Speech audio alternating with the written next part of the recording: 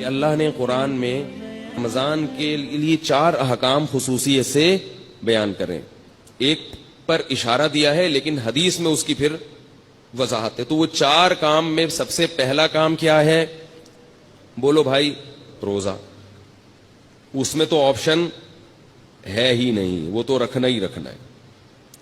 دوسرا کام اللہ نے رمضان میں جس کا خصوصیت سے ذکر کیا ہے وہ ہے تلاوت قرآن. رمضان کا اور قرآن کا آپس کا بہت گہرا جوڑ ہے. شہر رمضان الذی انزل فیہ القرآن، فرمایا وہ مہینہ ہے جس میں قرآن نازل کیا گیا. یہ وہ مہینہ ہے جس میں قرآن نازل کیا گیا. تو اللہ نے رمضان کا انتخاب کیا ہے قرآن کے نزول کے لیے. اسی وجہ سے رسول اللہ صلی اللہ علیہ وسلم نے اس مہینے میں تراویح کو مشروع کیا، تراویح کو، تاکہ اس میں قرآن پڑھا جا سکے. بعض جو متجددین کہہ رہے ہیں نا کہ تراویح کا نبی سے کوئی ثبوت نہیں ملتا، یہ جھوٹ ہے، غلط بات ہے 100%. تراویح سب سے پہلے کس نے پڑھی ہے؟ محمد صلی اللہ علیہ وسلم نے. 3 دن پڑھ کے چھوڑ اس لیے دی کہ فرض نہ ہو جائے. پھر صحابہ نے ابو بکر کے دور میں ہی شروع کر دی تراویح، حضرت عمر کے دور میں نہیں شروع ہوئی ہے، یاد رکھو. صحابہ پھر پڑھتے رہے ہیں، نبی کے انتقال کے بعد بھی پڑھتے رہے ہیں، کیونکہ اب فرضیت کا امکان ختم ہو گیا تھا. حضرت عمر نے صرف اتنا کیا ہے کہ مختلف ٹولیوں میں جو پڑھ رہے تھے ان کو ایک امام پہ جمع کیا ہے، کیونکہ نبی نے جو پڑھائی تھی وہ نبی نے، آپ اکیلے امام تھے اور باقی سب لوگ مقتدی تھے. تو حضرت عمر نے ان کو نبی کے نہج پہ اس تراویح کو حضرت عمر لے کر آئے ہیں. اس پہ تو 2 کام میں نے بتا دیے. دوسرا کام کیا ہے؟ تلاوت. اور اسی کے لیے نبی صلی اللہ علیہ وسلم نے تراویح کو مشروع قرار دیا. پھر آپ صلی اللہ علیہ وسلم حضرت جبریل کے ساتھ رمضان میں قرآن کا دور کیا کرتے تھے. تو اس لیے رمضان میں رات کو تراویح بھی پڑھنی چاہیے اور دن میں بھی تلاوت کا اہتمام کرنا چاہیے. تیسرا کام جس کا حدیث میں ذکر ملتا ہے اور قرآن نے اشارہ بھی دیا اس کی طرف، وہ کیا ہے؟ صدقات و خیرات کی کثرت. روزہ رکھنا آسان ہے، مال خرچ کرنا مشکل. آج کل لوگ منتیں جو مانتے ہیں نا کہ میرا یہ کام ہو گیا تو یہ کروں گا، یا خواتین جو منتیں مانتی ہیں، نماز روزے کی تو منتیں مانی جاتی ہیں، پیسے خرچ کرنے کی منتیں نہیں مانی جاتی. دکھتی رگ پہ ہاتھ رکھا کہ میں نہیں رکھا؟ میں نے پیسے خرچ کرنے کی منتیں نہیں مانی. پیسوں سے ہمیں بہت محبت ہے، اور اللہ نے جہاں نماز کا ذکر کیا وہاں مال خرچ کرنے کا ذکر ساتھ ساتھ کیا. اس سے پتہ چلتا ہے کہ اللہ کو کنجوس نمازی پسند نہیں ہے. تو ہم اس نوٹ سے دل نہ لگائیں، اس پراپرٹی سے دل نہ لگائیں، رکھیں، مگر ساتھ ساتھ اللہ کی راہ میں خرچ بھی کیا کریں.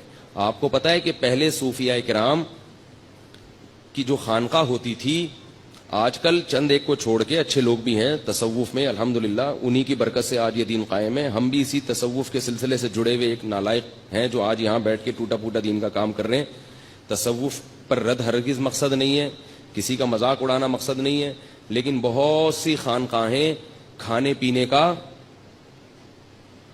ایک ہوٹل بنی ہوئی ہیں، لنگر فری کے چل رہے ہیں، اور مریدین آگے پڑے ہوئے کھا رہے ہیں، کھا کے گردنیں موٹی ہو رہی ہیں. جب ان سے پوچھا جائے کہ تم یہاں کیوں پڑے ہوئے ہو تو کہتے ہیں ہم اصلاح کرنے کے لیے آئے ہوئے ہیں. ہم کیوں آئے ہوئے ہیں؟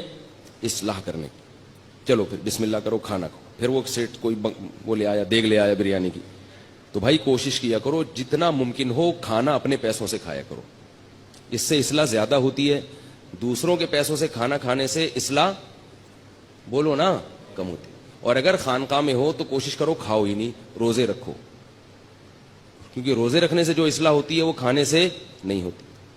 تو بہرحال تو رمضان میں تیسرا کام کیا کرنا ہے؟ کڑک کڑک نوٹ. بولو اللہ کی راہ میں، بولو نا، جملہ مکمل کریں، آدھا کام اسی سے ہو جائے گا، بولنے سے ہو جاتا ہے. کڑک کڑک نوٹ اللہ کی راہ میں خرچ کرنے ہیں. اور شیطان کہے گا کیا کر رہے ہو، اتنی محنت سے کمائے ہیں، اتنی محنت سے کمائے ہیں، کیسے دے دوں؟ دیکھو نبی نے کیا فرمایا، بہترین صدقہ کون سا ہے؟ دل تھام کے سنیں یہ حدیث. بہترین صدقہ کون سا ہے؟ فرمایا تأمل الغنا وتخشى الفقر، وہ صدقہ کہ رقم خرچ کرنے کے وقت تمہیں یہ خیال ہو کہ اگر میں نے یہ پیسے خرچ نہیں کیے تو ان پیسوں سے مزید پیسہ بنا سکتا ہوں، ان پیسوں سے مزید پیسہ بنا سکتا ہوں۔ تأمل الغنا، امید ہے غنا کی کہ یار یہ اگر میں نے روک لیا نا تو ایسے مواقع آئیں گے جن میں انویسٹ کر کے نوٹ پہ نوٹ چھاپ لوں گا، تو اس پیسے سے انسان کو زیادہ محبت ہوتی ہے۔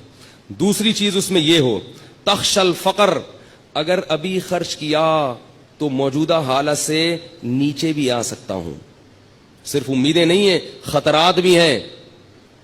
تأمل الغنا وتخشى الفقر، اور فرمایا ان تکون صحیحا شحیحا، صحت مند بھی ہو، ورنہ بعض دفعہ بڑھاپے میں انسان خوب صدقات و خیرات شروع کرتا ہے، اس کو پتا ہے اب میں دنیا سے جا رہا ہوں، یہ پیسہ میرے کام نہیں آئے گا، بچوں سے بنتی نہیں ہے، ان کو محروم کرنا ہے، تو یہ فلانے مدرسے میں دے دو اور فلاں مسجد میں دے دو۔ صحیح کا مطلب بالکل جوان ہٹا کٹا، ابھی کھانے پینے کی، لائف کو انجوائے کرنے کی عمر ہے۔ یہ میں نہیں کہہ رہا بھائی، مجھ پہ کیوں غصے ہو رہے ہیں؟ میں تھوڑی کہہ رہا ہوں، یہ کون کہہ رہا ہے؟ رسول اللہ، اللہ کے سفیر جو دنیا میں اللہ کا پیغام لے کر آئے تھے، صحیحاً، صحت مند، ہٹا کٹا، اور آج تو بڑھاپے میں نہیں کرتے، پاؤں قبر میں لٹکے ہوئے ہوتے ہیں، پھر بھی میرا پیسہ میرا پیسہ میرا پیسہ، لیکن جوانی میں کرنا اور مشکل ہے۔ ان تکون صحیحاً، 4 شرطیں۔ دوسرا شحیحاً، شحیح، طبیعت میں کیا ہو؟ بخل ہو، جان نکل رہی ہو روکڑا، یعنی اپنی طبیعت بھی نہ آمادہ ہو رہی ہو۔